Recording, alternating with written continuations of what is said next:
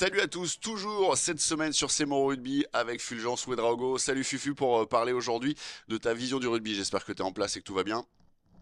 Ah, c'est bon, je suis tranquillement dans mon canapé, donc tout va bien. Eh bien parfait, le rugby évidemment qui t'a construit. Tu as commencé très jeune dans ce sport. Au final, qu'est-ce qu'il t'a appris? Qu'est-ce qu'il t'a apporté le rugby? Bah, beaucoup, le rugby, il m'a construit en tant qu'homme. Je pense que j'ai eu la chance de démarrer dans une école de rugby qui véhiculait de très bonnes valeurs. Voilà, j'ai commencé le rugby, on m'a pas dit bah, il faut être le meilleur, il faut gagner des matchs. C'était une école de rugby qui avait une approche, on va dire, un peu différente, où on nous a appris bah, le respect, la solidarité. Le courage, bien sûr, mais surtout des valeurs qui nous ont permis de bien vivre en suivant en communauté et de faire de nous des bons citoyens. Parce que, le, à mon sens, le but d'une école de rugby, c'est pas forcément enfin, c'est même pas de former des joueurs de rugby de haut niveau, c'est de former de bons citoyens, de véhiculer des belles valeurs parce qu'au final, des joueurs professionnels, il n'y en aura pas énormément dans chaque école de rugby. Mais par Oui. contre, ils peuvent permettre à beaucoup de jeunes de se construire pour l'avenir. Donc ça, c'est pour moi un point essentiel. Le fait, nous, voilà, il n'y avait pas de culture de résultat forcément. C'est tout le monde qui jouait, quel que soit le niveau. Ça Le, nous a pas empêché de gagner des matchs, hein, mais justement, il y avait cette culture-là, cette philosophie-là, et je pense que ça m'a aidé à me construire, et surtout, ça m'a aidé à m'intégrer. Moi, j'étais adopté, je suis arrivé en France à l'âge de 3 ans, et j'ai grandi dans un petit village au nord de Montpellier, et je peux dire que j'étais le seul noir du coin, donc le fait d'arriver dans cette école de rugby, de jouer à ce sport-là, ça m'a intégré ben, dans un groupe d'amis. Ça m'a permis de m'ouvrir aussi et de partager avec mes camarades de l'époque beaucoup de choses. Et d'ailleurs, mes amis actuels sont mes anciens coéquipiers de cette période-là. bon, on te connaît, voilà, toujours très à l'aise, toujours très souriant, toujours très agréable, facile voilà, pour prendre la parole. Est-ce que le petit Fufu, il était plutôt timide? Voilà, est-ce que tu avais un côté comme ça un peu timide qui t'a permis dans le rugby de dépasser? Ou est-ce que tu étais déjà comme tu es très, très naturel aujourd'hui? Non, bien sûr, j'étais très réservé, très timide, et je pense que j'ai toujours gardé ce côté-là, et j'ai ce côté où, on va dire, dans ma vie quotidienne et personnelle, je suis côté un peu réservé, introverti, et qui détonne un peu avec celui que je suis, que j'étais maintenant sur le terrain, où voilà, il n'y avait plus ce côté timide, plus ce côté réservé, je m'engageais à fond, il y avait une communication énorme avec mes coéquipiers sur le terrain, donc ça m'a permis de m'ouvrir, oui, véritablement. Cette transformation dont tu parles, enfin voilà, ce côté assez pudique, moi je dirais plutôt voilà pudique, réservé en dehors des terrains, et puis par contre très très enthousiaste, très très actif sur une pelouse. Le sas de transformation, c'est le vestiaire. C'est un endroit important pour toi dans la construction de ton parcours de rugbyman. Le vestiaire, c'est là où en fait tu as passé le plus de temps. C'est là où on vit des moments de tristesse, de joie, où on fait les plus grosses conneries quand on est gamin. C'est un lieu magique, Pas que important. gamin d'ailleurs. Pas que Pardon? gamin, pas que gamin. Pas que gamin, on fait les conneries même plus tard, mais c'est pour ça que je veux dire. Non, c'est important, mais pour moi, c'est la base du rugby, c'est les relations humaines. Ouais. Je pense que c'est un des sports à l'heure actuelle, même avec, on va dire, le monde professionnel, les enjeux financiers qu'il y a à l'heure actuelle, c'est le seul sport pour moi qui conserve ces valeurs-là parce que on s'aperçoit que on a besoin pour gagner des matchs. C'est-à-dire que quel que soit le niveau auquel on joue, si il n'y a pas une forte cohésion d'équipe, ça marche pas. Et c'est ça qui est beau aussi dans notre sport, c'est que on a besoin de connaître ses coéquipiers, de les aimer quelque part, parce que c'est le seul sport de combat collectif, en fait. Ouais. Et tu as cette notion où quand tu rentres sur le terrain, ben, tu te mets en danger, tu vas te faire mal, et tu peux pas le faire si tu n'aimes pas les personnes pour lesquelles tu joues. Et ça, ben, c'est plus fort que, on va dire, le talent individuel. C'est une chose d'être joueur de rugby au sein d'un collectif et de voilà d'y trouver sa place et de grandir au sein de ce collectif. C'en est une autre que d'être capitaine. Tu l'as été très jeune avec Montpellier.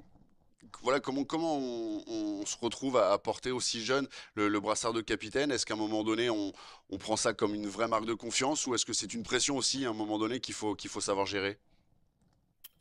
Les deux, je pense, c'est les deux. Comme je le disais, moi j'étais très réservé, très timide et pourtant j'étais capitaine, que ce soit au Pic Saint-Loup dans mon école de rugby ou après dans les équipes jeunes à Montpellier. Donc voilà, après on m'a mis en avant là-dessus. Ben, pas forcément pour un rôle où j'allais parler directement à tout le monde, essayer de faire de grands discours ou des choses comme ça, mais plus par rapport à l'attitude que j'avais, au sérieux, à cette rigueur que j'avais. Et par ce biais-là, ben, c'était plus facile pour moi d'être écouté par mes camarades.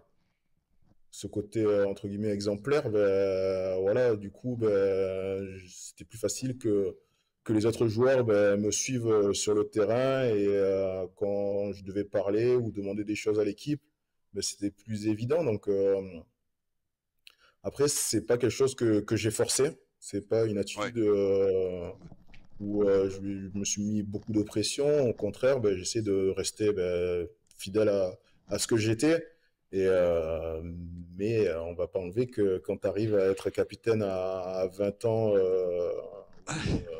ou dans un effectif où tu as des joueurs qui ont presque le double de ton âge T'es et beaucoup papa. plus d'expérience, qui sont internationaux ou autres, c'est dur, mais j'ai eu la chance d'être bien accompagné. C'est un sport collectif. Tu es capitaine, mais tu n'es pas le seul leader de l'équipe. Il y a d'autres joueurs qui ben, te relaient, qui t'apprennent en fait dans ce rôle-là, qui te guident, qui te donnent des bons conseils. Donc non, tu es épaulé. Donc voilà, ça s'est fait naturellement, petit à petit. Ben, j'ai appris de ce rôle-là. J'ai essayé de, enfin, j'espère, j'ai essayé Oui, de si. progresser tout au long de ma carrière dans ce rôle-là et pour mieux l'appréhender et pour être le meilleur possible. Bah, surtout qu'en plus à Montpellier, voilà, ça, c'était pas forcément tout le temps facile d'assumer à la fois les résultats et puis de faire le lien aussi entre tous les joueurs. L'humain, le management de l'humain avant le management du sportif. Bien sûr, comme je Ouais. disais, l'humain, les relations qu'on peut avoir dans le groupe, c'est le plus important. Qui, Euh, On le voit, hein, c'est la première des choses, c'est le collectif. Et si tu n'arrives pas bah, à fédérer autour de toi, tu peux pas être capitaine d'une équipe. comment tu, comment tu résumerais un peu voilà, ta passion pour le rugby au final? Si tu devais donner, non, pardon, on va changer la question. Si tu devais donner trois conseils à un jeune joueur, pardon. Mes trois conseils, c'est souvent on me pose la question comment tu as fait pour être rugbyman professionnel ou même des fois on me demande quelle étude tu as fait pour être rugbyman professionnel. Donc, Non, et non. quand les jeunes me posent cette question-là, je suis toujours embarrassé parce que j'ai jamais aspiré à être rugbyman professionnel quand j'étais petit. D'accord. J'ai commencé le rugby, je connaissais rien de ce sport-là. Pour moi, mes premiers entraînements, je suis arrivé au rugby, on me disait ben, il faut faire des passes en arrière pour aller de l'avant. Je comprenais pas. Je comprenais Non, pas. c'est vrai. C'était compliqué pour moi. Je suis pas issu d'une famille de rugbyman. Et ce que j'ai aimé et ce qui m'a fait rester dans le rugby, justement, c'est que j'ai trouvé une famille, j'ai trouvé des amis, j'ai trouvé une ambiance qui me plaisait et un sport lequel j'arrivais à m'exprimer pleinement et je prenais beaucoup de plaisir. Donc, moi, une des premières choses, c'est prendre du plaisir. Bah voilà. Vraiment, c'est prendre du plaisir. Quand les jeunes ils te demandent, moi je venais en rugby professionnel, je leur dis amuse-toi et le reste, tu as le temps de voir, quoi. Il faut s'amuser, et il faut se faire des amis, il faut vivre du coup avec son collectif, ben, comme tu disais, faire des bêtises, dire des conneries, voilà, c'est grandir dans cette atmosphère-là. Et le reste, il faut pas se mettre plus de pression que ça. Après, si ça doit arriver, ben, ça arrivera parce que derrière, il y a du travail, bien sûr. J'ai jamais vu aucun joueur arriver au plus haut niveau et rester au plus haut niveau sans être travailleur, sans avoir ce côté-là, on va dire, avoir une certaine force mentale aussi. Ouais. Ça, il faut être déterminé, il faut ne rien lâcher et être très exigeant. Et ça, je le retrouve dans tous les joueurs et encore plus dans ceux de très très haut niveau, cette dimension mentale-là. Et dans tous les sports que j'ai pu regarder, tous les grands athlètes que j'ai pu suivre et admirer, il y avait ce côté-là où il y a une dimension mentale qui est extraordinaire. Du plaisir, du travail et donc beaucoup d'engagement. Voilà un peu les clés de la réussite dans le rugby. Bah, tant mieux, voilà, on va garder cette notion de plaisir. Merci Fufu, on se retrouve évidemment demain pour la suite de cette interview. Et là, eh bien, on parlera un petit peu de ton avenir, de ta réalité aujourd'hui au sein du club de Montpellier et ce qui te nourrit aujourd'hui dans cette aventure que tu vis avec ton club formateur où tu continues donc encore d'évoluer. Merci à tous de nous avoir suivis. On se retrouve demain sur C'est mon rugby. Le petit pouce bleu si vous avez aimé, des commentaires pour nous faire progresser et puis évidemment vous vous abonnez, vous partagez. Salut à tous.